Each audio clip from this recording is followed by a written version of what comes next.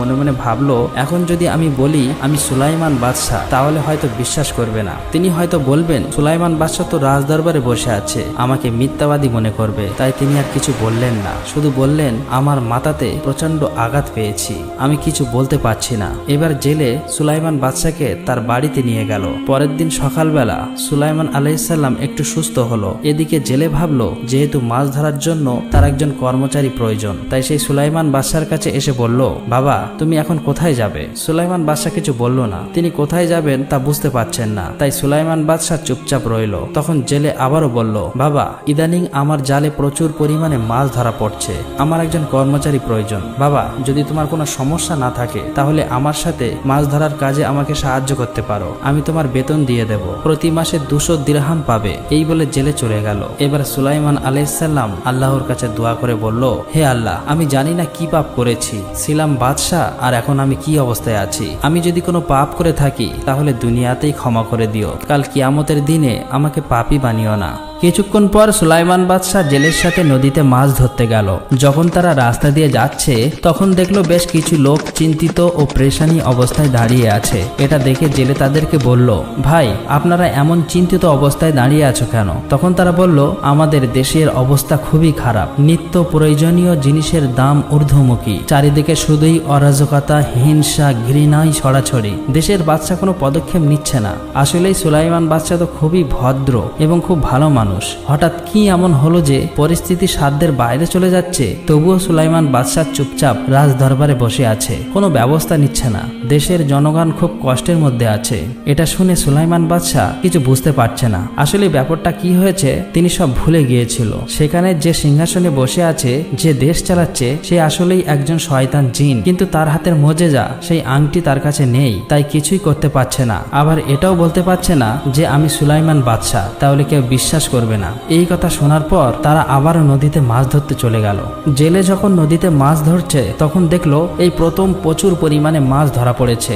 জেলে মনে মনে বলল, হে আল্লাহ, যেদিন থেকে এই যুবক আমার ঘরে এসেছে সেদিন থেকে আমার ঘর রহমতে ভরে গিয়েছে। আমি জানি না কে এই যুবক, তবুও তার ওসিলাই তুমি আমার রহমত দান করেছ, সমস্ত প্রশংসা তোমারই। মাছ ধরা শেষ করে জেলে ও সুলাইমান বাদশাহ আবার বাড়িতে ফিরে এলেন। সেদিন রাত্রে জেলের মেয়েটি নামাজ পড়ে আবারও কান্না ভরা কণ্ঠ নিয়ে অশ্রু ছেড়ে দিয়ে আল্লাহর কাছে দোয়া করতে লাগলো, ওগো আল্লাহ, তুমি বিশ্ব জগতের প্রতিপালক, তুমি সবই জানো। আমার এই নারী জীবনে আমি কখনো কোনো পুরুষকে দেখিনি, কেউ আমাকে দেখিনি, আমি শুধুমাত্র সুলাইমান বাদশাকে ভালোবেসে ফেলেছি। তাই সুলাইমান বাদশাকে স্বামী হিসেবে না পাওয়া পর্যন্ত আমাকে তুমি মৃত্যু দিও না। সুলাইমান বাদশাকে স্বামী হিসেবে পেলে আমার নারী জীবন সার্থক হয়ে যাবে। কাল কিয়ামতের দিনে সুলাইমান পয়গম্বরের হাত ধরে আমি জান্নাতে যেতে পারবো। ওগো আল্লাহ, আমার এই দোয়া তুমি কবুল করে নিও। পরের দিন জেলে ও সুলাইমান আলাইহিসসালাম মাছ ধরার উদ্দেশ্যে রওনা দিল। যখন তারা নদীতে মাছ ধরছিল তখন হঠাৎ ঝড় বৃষ্টি সহ বজ্রপাত শুরু হলো, আর তখনই নদীর উপর দিয়ে উড়ে যাচ্ছিল একটি ভালো জিন। সুলাইমান বাদশাকে দেখে জিন হঠাৎ থেমে গেল। অতঃপর জিনটি বলল, কি ব্যাপার, সুলাইমান বাদশা এখানে কেন? তিনি তো রাজ দরবারে থাকার কথা, তাহলে ওখানে কে বসে আছে? এটা ভেবে সেই জিনটি সুলাইমান বাদশাকে কিছু না বলে রাজ দরবারে গিয়ে দেখলো আসলেই ব্যাপারটা কি। ব্যাপারটা তার আর বুঝতে বাকি রইল না। রাজ দরবারের সিংহাসনে বসে আছে শয়তান জিন। সুলাইমান বাদশার রূপ ধারণ করে সুলাইমান বাদশাকে ক্ষমতা থেকে সরিয়ে দিয়েছে। দেখলো তার হাতের মোজেজা আংটি সেই জিন পরে আছে, সেই জন্য সমগ্র বিশ্ব তার গোলাম হয়ে রয়েছে। অতঃপর ভালো জিন শয়তান জিনকে তাড়া করলো। এদিকে জেলে ও সুলাইমান বাদশা যখন মাছ ধরে নদীর কিনারায় এসে থামলো, ঠিক তখনই ভালো জিন খারাপ জিনকে তাড়া করতে করতে নদীর উপর দিয়ে যাচ্ছিল। আর তখনই খারাপ জিনের হাতে থাকা সেই মোজেজার আংটিটি নদীর মধ্যে পড়ে গেল। এদিকে নদীর মধ্যে একটি বড় মাছ সেই সময় তার খাবার সংগ্রহ করছিল, কিন্তু হঠাৎ করেই আংটিটি তার সামনে আসায় সেই আংটিটি সে ভক্ষণ করে নেয়। অতঃপর জেলে ও সুলাইমান বাদশা মাছ ধরে বিক্রি করে বাড়ি ফিরে এলো। অতঃপর পরের দিন সকালবেলা সারা দিকে খবর হয়ে গেল যে দেশের বাদশা সুলাইমান পয়গম্বরকে পাওয়া যাচ্ছে না, তিনি কোথায় যেন চলে গিয়েছেন। এদিকে জেলের ঘরে থাকা সুলাইমান আলাইহিসসালামের প্রায় 1 বছর হয়ে গেল। তার আজ ছুটি নেওয়ার দিন, আজকে তিনি চলে যাবেন। জেলে ও তার স্ত্রীকে ডেকে বলল, আচ্ছা আমাদের বাড়ি 1 বছর এই যুবকটি আছে, এই ছেলেটি তোমার কেমন লাগে? তার স্ত্রী বলল, ভালো, তার মতো ভদ্র ও ইমানদার রূপবান যুবক জীবনেই দেখিনি। তখন জেলে বলল, এই যুবক যেদিন থেকে আমাদের বাড়িতে এসেছে সেদিন থেকে আমাদের বাড়িতে আল্লাহর রহমতে ভরে গিয়েছে, আমাদের অভাব দূর হয়ে গিয়েছে, আমরা উন্নতি করতে পেরেছি। এমন ভালো মানুষ আমি আমার জীবনে কখনোই দেখিনি। আমাদের একটা সুন্দরী পর্দানসীন ইমানদার ও আমানতদার মেয়ে রয়েছে, তার বিবাহের বয়স হয়েছে। আচ্ছা এই যুবকের সাথে যদি আমাদের মেয়ের বিবাহ দেই তাহলে কেমন হবে? তখন তার স্ত্রী বলল, ভালোই হতো, কিন্তু এই যুবক কি রাজি হবে? অতঃপর জেলে সুলাইমান আলাইহিসসালামের কাছে গিয়ে বলল, আচ্ছা বাবা, আমি তোমার কিছু কথা বলবো, তুমি কি শুনতে রাজি আছো? তখন সুলাইমান আলাইহিসসালাম বলল, কি এমন কথা বলুন? জেলে বলল, আচ্ছা বলুন তো আমাদের বাড়িতে কতজন আছে? সুলাইমান আলাইহিসসালাম বলল, 3 জন, আপনি, আপনার স্ত্রী এবং আমি। জেলে বলল, না, আমরা মোট 4 জন আছি। তুমি কি কখনো এটা জানো? সুলাইমান আলাইহিসসালাম বলল, কি বলছেন? আমি তো জানি 3 জন, কিন্তু আরেকজনকে? জেলে বলল, আমার একটি মেয়ে রয়েছে, তুমি কি কখনো তাকে দেখেছো? সুলাইমান আলাইহিসসালাম বলল, না, আমি তো তাকে দেখা তো দূরের কথা, তার ছায়া পর্যন্ত কখনো দেখিনি। অতঃপর জেলে বলল, বাবা, আমার একটি মেয়ে খুবই পর্দানসীন, ইমানদার ও আমানতদার, জীবনে কখনো কোনো পুরুষের দেখিনি, তাকেও কেউ দেখেনি, সারাদিন রোজা রাখে এবং রাতের বেলা আল্লাহর ইবাদত করে। আমি তোমার সাথে তার বিবাহ বন্ধনে আবদ্ধ করতে চাই। বাবা, তুমি কি রাজি আছো? সুলাইমান আলাইহিসসালাম মনে মনে বলল, ওগো আল্লাহ, আমাকে কেমন পরীক্ষায় ফেললে? আমি ছিলাম বাদশা, আর এখন আমার কেমন অবস্থা? জানি না আমি কি অপরাধ করেছি। আল্লাহ গো, আমাকে ক্ষমা করে দাও, আপনি আমার উত্তম অভিভাবক। তখন ভাবলো, দেশের যা অবস্থা তাতে আমার কিছুই করার নেই, বিয়ে তো একটা করা লাগবে। যদিও জেলে বারবার বলছে তার মেয়েটি পর্দানসীন, ইমানদার, আমানতদার, তাহলে বিয়ে করা যেতে পারে। তারপর বিবাহের জন্য রাজি হয়ে গেল। অতঃপর জেলে বিবাহের জামা কাপড় কেনার জন্য 100 দিরহাম দিয়ে বলল, বাবা যাও, বাজার থেকে সমস্ত জিনিসপত্র কিনে আনো। বাজার থেকে জামা কাপড় কেনার পর সেই দিনে তাদের বিবাহ সম্পূর্ণ হলো। বিবাহের পর সুলাইমান আলাইহিসসালাম এবং জেলে দুজনে তখন জামাই শ্বশুর পরের দিন একই সাথে আবারও নদীর পথে মাছ ধরতে গেল। অতঃপর নদীর মধ্যে যে মাছটি সুলাইমান আলাইহিসসালামের মুজিজার আংটি খেয়ে ফেলার কারণে সমুদ্রের সমস্ত ছোট বড় প্রাণী তার গোলাম হয়ে গিয়েছে।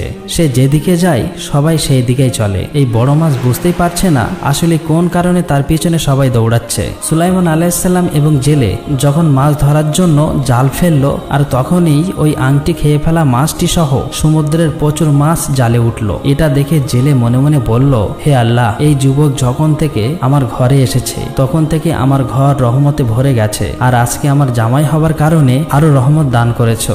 জানি না এই যুবককে, আমার জীবনে এত মাছ কখনোই ধরতে পারিনি। আল্লাহ, সমস্ত প্রশংসা তোমারই। জেলে তখন সমস্ত মাছগুলি বিক্রি করে দিল। শুধুমাত্র যে মাছটি আংটি খেয়ে ফেলেছিল ওই মাছটি অতিরিক্ত বড় হওয়ার কারণে জামাইকে খাওয়াবে বলে বাড়িতে নিয়ে এলো। কিন্তু কেউ জানে না আসলে ওই মাছের পেটে সুলাইমান আলাইহিসসালামের মুজিজার আংটি রয়েছে। বাড়ি এসে জেলে তার মেয়েকে ডেকে বলল, মা, এই মাছটি ভালো করে রান্না করো, যেহেতু আজকে তোমাদের বিবাহ সম্পন্ন হয়েছে তাই তুমি নিজের হাতে রান্না করে জামাইকে খাওয়াবে। এই বলে বাবা সেখান থেকে চলে গেল। অতঃপর জেলের মেয়ে মাছ রান্না করার জন্য মাছ কাটতে গিয়ে দেখলো মাছের পেটের ভিতর একটি আংটি রয়েছে।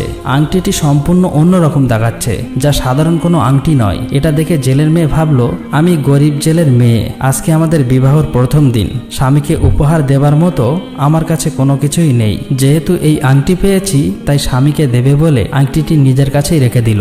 এদিকে সেই ভালো জিন সুলাইমান আলাইহিসসালামকে খোঁজার জন্য এদিক ওদিক খুঁজতে লাগলো, কিন্তু কোথাও খুঁজে পাওয়া যাচ্ছে না। আসলে সে বুঝতে পেরেছে এই আংটি অন্যজনের কাছে থাকার কারণে সুলাইমান আলাইহিসসালাম তার সমস্ত মুজিজা হারিয়ে ফেলেছে এবং সবই কিছু ভুলে গেছে। এদিকে দেশের সমস্ত জনগণ, রাজ কর্মচারী সব এই খবর জেনে গেছে যে আসলেই এতদিন চেয়ারে যে বাদশা সেজে রাজ দরবারে বসেছিল সে একটি শয়তান জিন ছিল। তারপর সুলাইমান আলাইহিসসালামকে পাওয়ার জন্য সবাই ব্যাকুল হয়ে উঠল।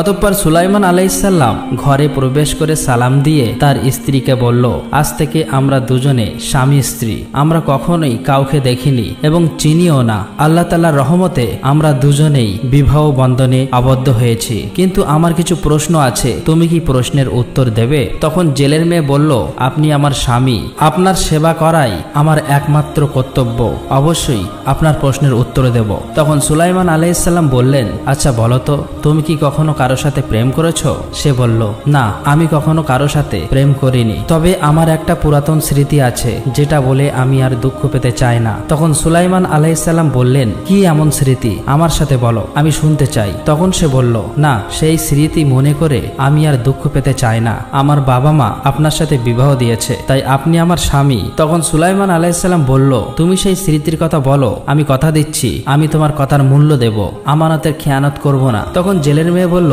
তাহলে শোনো, আজ থেকে বহুদিন আগের কথা, আমি একজনকে না দেখে ভালোবেসে ফেলেছিলাম। তাকে কখনোই দেখিনি, সারাদিন রোজা রাখি আর রাতের বেলা আল্লাহর ইবাদত করি, নামাজ পড়ে আল্লাহর কাছে দোয়া করি, তাকে যেন আমি আমার স্বামী হিসেবে পাই। আল্লাহর কাছে দোয়া করেছিলাম, আল্লাহ গো, হয় আমাকে ধনী বানিয়ে তার সাথে আমাকে বিবাহ দাও, আর নয়তো তাকে গরিব বানিয়ে তাকে আমার কাছে এনে বিবাহ বন্ধনে আবদ্ধ করে দাও। অতঃপর সুলাইমান আলাইহিসসালাম বললেন, কে সেই যুবক? তখন সে বলল, তার ধন সম্পদের কোনো অভাব নাই, রাজপ্রাসাদের কোনো অভাব নাই, তার সম্পদ দেখে আমি ভালোবাসিনি। তিনি যে 4টি শর্তগুলো দিয়েছিলেন তার মধ্যে 3টি আমার ছিল, কিন্তু শুধুমাত্র জেলের মেয়ে হবার কারণে, গরিব হবার কারণে আমার পত্রটি ছিঁড়ে ফেলেছিল। তখন সুলাইমান আলাইহিসসালাম বললেন, যুবকটি কে?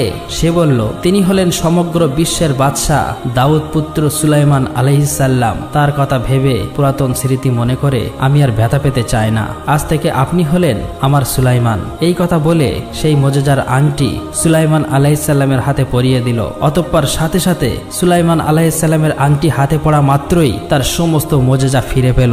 সাথে সাথেই তিনি সমস্ত ঘটনাগুলি চোখের সামনেই মনে পড়তে লাগলো। তিনি বুঝতে পেরেছিলেন বহুদিন আগে একটি জেলের মেয়ে তার কাছে বিবাহের জন্য পত্র লিখেছিল। আসলেই এই সেই মেয়ে। ভুলবশত তিনি সামান্য অহংকারের কারণে পত্রটি ছিঁড়ে ফেলেছিল। তিনি নিজের ভুল বুঝতে পেরেছে।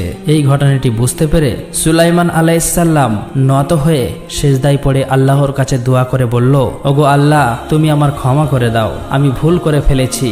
তুমি মহান, তুমি সবই পারো। তুমি এই মেয়েটির দোয়া কবুল করে নিয়েছো, আমাকে বাদশা থেকে ফকির বানিয়ে তার ঘরে এনে স্বামী হিসাবে কবুল করে নিয়েছো। ওগো আল্লাহ, আমি না জেনে ভুল করার কারণে আমার এই পরিস্থিতি হয়েছে। আল্লাহ গো, আমি আর কত ভুল করেছি জানি না, দয়া করে মেহেরবানি করে আমাকে ক্ষমা করে দাও।